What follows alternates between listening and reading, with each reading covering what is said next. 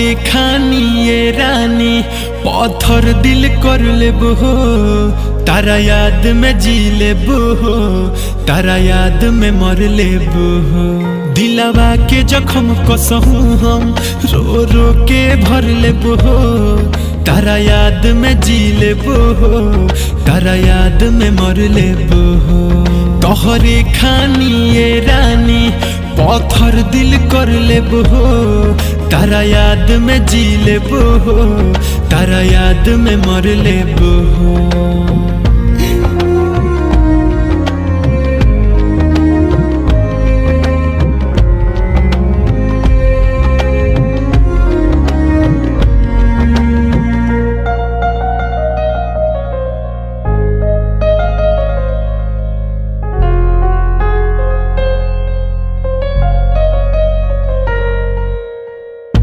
ए बेवफा सारा तुरलू कहसम के भैनी पुराना यही से छोड़ता रू हम के।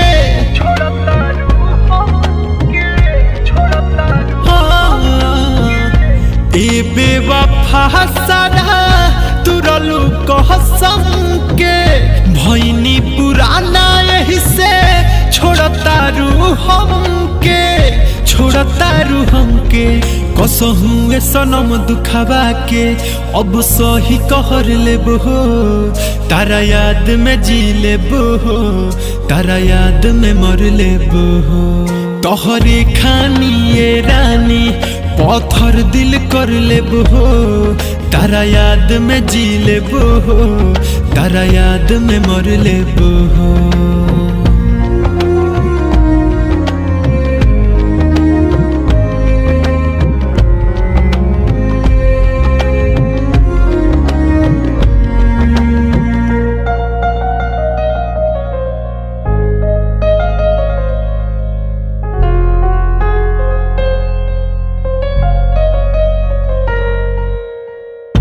काहे दीपकवा के प्यार ठुकराइलू, राइटर से सनथ कहे ठीक न कइलू।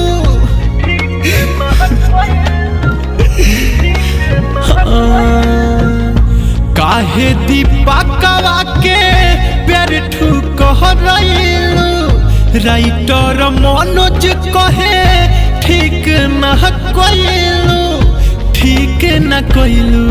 अब केहू से दिल न लगायम हम लिख के धर लेबो हो, तारा याद में जी लेबो हो, तारा याद में मर लेबो हो।